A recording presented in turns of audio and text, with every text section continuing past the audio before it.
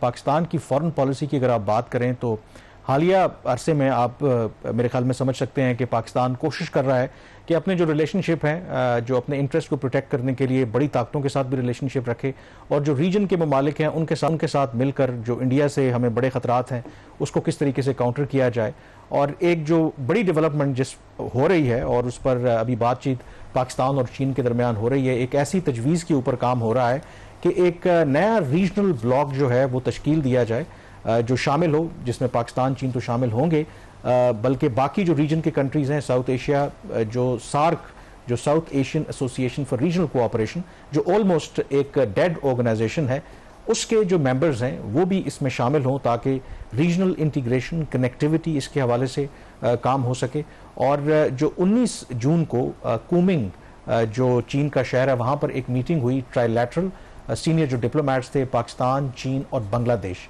ये पहला by the way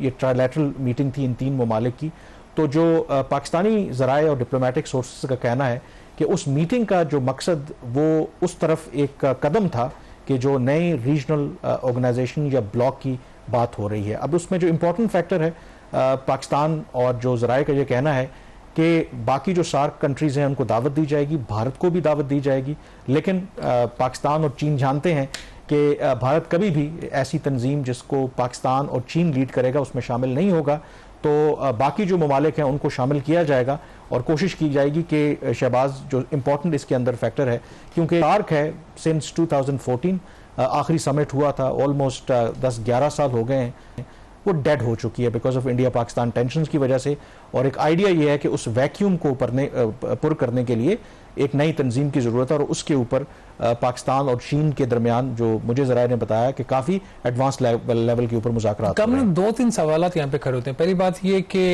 ये फिर साउथ एशिया फोरम तो नहीं होगी जब चीन इसमें आ जाएगा।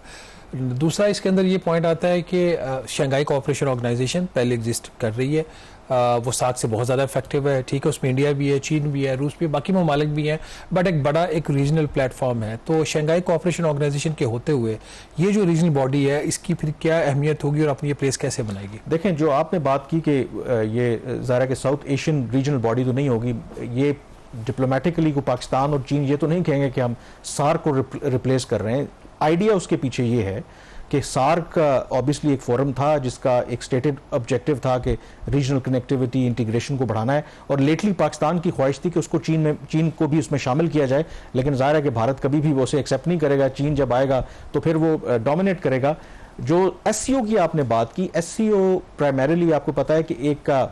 सिक्योरिटी फोरम ज़्यादा है, और उसकी अगर आप कॉम्पोजिशन देखें तो उसमें इस रीजन से ज़्यादा सेंट्रल एशियन कंट्रीज़ भी हैं, रशिया भी है, अब ईरान भी है, पाकिस्तान, चाइना, इंडिया भी उसमें शामिल है। तो यहाँ पर जो आइडिया है कि एक तो जो नेबरिंग कंट्रीज़ हैं भारत के, जो छोटे ममालिक हैं, आपको पता है कि भारत अपनी जो हेजेमनी है उसको कायम रखना चाहता है। बांग्लादेश भी तंग है, नेपाल भी तंग है, वो जिक्र बेशक वो कम करते हैं, श्रीलंका के भी प्रॉब्लम्स हैं। तो आइडिया यहाँ पर ये है कि जो तमाम वो ममालिक जो इंडिया से कंफर्टेबल नहीं है उनके साथ मिलकर, जो बाकी हमने रीजनल कनेक्टिविटी करनी है, जो बाकी हमने मामलात करने हैं, उनके साथ तो हमें उस प्रोसेस को नहीं रुकना चाहिए। तो उसके पीछे आइडिया ये है, और आप उसे कह सकते हैं कि एक लिहाज से ये एक मौका पाकिस्तान और चीन को लगता है कि जहाँ पर पाकिस्तान को कामयाबी भी मिली है, तो आप अपने जो इंटरेस्ट है उनको प्रोटेक्ट करने के लिए फिर इस तरह के जो जितने रीजनल ब्लॉक्स होंगे उतने बेहतर हैं। और अगर आप देखें कि इंडिया उसमें अगर शामिल नहीं होता और पाकिस्तान, चीन है और बाकी साउथ एशियन कंट्रीज़ होते हैं, तो फिर तो कोई उस तरह की बड़ी रुकावट आपको नज़र नहीं आएगी। बांग्लादेश भी आपको पता है कि काफ़ी अनकम्फर्टेबल है इस वक्त, वहाँ पर जो गवर्नमेंट है उसको इंडिया से अभी भी ख़तरा है। तो उनको भी ये लगता है कि अगर वो इस रीजनल ब्लॉक का हिस्सा बनते हैं तो शायद उनके जो इंटरेस्ट हैं वो बेहतर तौर पर प्रोटेक्ट हो सकते हैं। इसमें जो एक और आप देखें एलिमेंट भी शामिल हुआ है, पहले तो आपको पता है कि जो भारत है वो खुलकर पब्लिकली जो उनकी गवर्नमेंट है वो चीन का नाम नहीं लेती थी, जो पाकिस्तान और इंडिया के दरमियान हालिया जो जंग हुई है। लेकिन कल एक बड़ा इंपॉर्टेंट स्टेटमेंट उनके जो डेप्यूटी आर्मी चीफ हैं उनकी तरफ से इंडिया के स्टेटमेंट सामने आया है, जिसमें इंकशाफ तो नहीं कहूँगा, मैं सारों को पता था, लेकिन अब फ्रॉम दी हॉर्सेज माउथ के इंडिया के एक टॉप जनरल कह रहे हैं कि जो इंडिया और पाकिस्तान के दरमियान हालिया जंग हुई तो उसमें भरपूर तरीके से चीन जो है वो पाकिस्तान को सपोर्ट कर रहा था। इवन जब DGMOs बात कर रहे थे सीज फायर के लिए, तो पाकिस्तान चीन के सैटेलाइट और टेक्नोलॉजी को इस्तेमाल करते हुए जितनी जो आम मूवमेंट थी इंडियन मिलिट्री की, उस पर वो नजर रखे हुए था। तो उन्होंने ये कहा कि बेसिकली एक ट्रू फ्रंट जो सिचुएशन है उसका हमें सामना है, ये अब खुलकर जो इंडियन मिलिट्री है वो ये कह रही है। और उसमें आई थिंक मुझे जो लगता है कि शायद कहीं ना कहीं जो उनके मिलिट्री लॉसेस हुए थे, मुझे ये लगता है कि वो अपनी आवाम को ये बताने की कोशिश कर रहे हैं कि अगर हमारे नुकसानात हुए हैं तो आप ये ना देखें कि हमने पाकिस्तान से मार खाई है, आप ये देखें कि पाकिस्तान और चीन मिलकर हमारे खिलाफ लड़ रहे थे। नहीं तो अगर ये बात है, हम थोड़ा सा टॉपिक छट भी रहे हैं, अगर ये बात है तो फिर इसराइल भी तो पूरी तरह इंडिया को सपोर्ट कर रहा था ना, हर तरह की वो टेक्नोलॉजिकल सपोर्ट दे रहा था। फिर जो वेपनरी सिस्टम था, उनके जो ड्रोन्स थे जो पाकिस्तान के अंदर इस्तेमाल हुए, वो इसराइल के थे, तो सपोर्ट तो इंडिया को भी थी। अब किसने मारा है, पीछे किसकी टेक्नोलॉजी थी? इसमें जो इंपॉर्टेंट जो फैक्टर है ना कि वो बात ऐसे कर रहे हैं, ये तो बड़ा क्लियरली पता था कि चीन और पाकिस्तान की जो आपस में कोऑपरेशन है, अगर इंडिया का ये ख्याल था कि वो पाकिस्तान के ऊपर हमला करेंगे, चीन पाकिस्तान को सपोर्ट नहीं करेगा, एवरीबडी नोज दैट। अब वो पब्लिकली आके ये कह रहे हैं, लेकिन उसमें एक और जो कैच है, उससे पहले जो अगर एक और पॉइंट देखा जाए ना, उन्होंने कोशिश तो बड़ी की चीन और पाकिस्तान के ताल्लुकात खराब करने की। इंडिया ने जो टेररिस्ट अटैक्स हुए, जो चाइनीज इंटरेस्ट पाकिस्तान में थे, उनको हिट किया गया। बिल्कुल वो किया उन्होंने। उसमें जो इंपॉर्टेंट अगला जो पहलू, अब खुद पब्लिकली अब इंडिया एडमिट कर रहा है कि ये सारी जो लड़ाई हो रही है, जंग हो रही है, बल्कि उन्होंने एक और लफ्ज यूज किया कि पाकिस्तान चीन के लिए एक लाइव लैब टेस्ट है, यानी कि जो चीन के जितने वेपन्स हैं उसको वो पाकिस्तान में इंडिया के खिलाफ वो टेस्ट करते हैं। अब इंडिया की आपको पता है कि पॉलिसी बड़ी क्लियर है कि हम पाकिस्तान के साथ बातचीत नहीं करेंगे, क्योंकि जी पाकिस्तान अलेजेडली जी दहशतगर्दी कराता है, पाकिस्तान ये करता है वो करता है। अब जब उन्होंने एडमिट कर लिया है कि पाकिस्तान के पीछे चीन खड़ा हुआ है, तो क्या इंडिया जो है सिमिलर पॉलिसी अडॉप्ट करेगा चीन के खिलाफ भी, उनके साथ ताल्लुकात डाउनग्रेड कर दे, बॉर्डर्स बंद कर दे, ट्रेड ना करे? लेकिन कैस वॉट, 13 जुलाई को जो इंडिया के फॉरेन मिनिस्टर एस जयशंकर वो बीजिंग जा रहे हैं। तो वो जो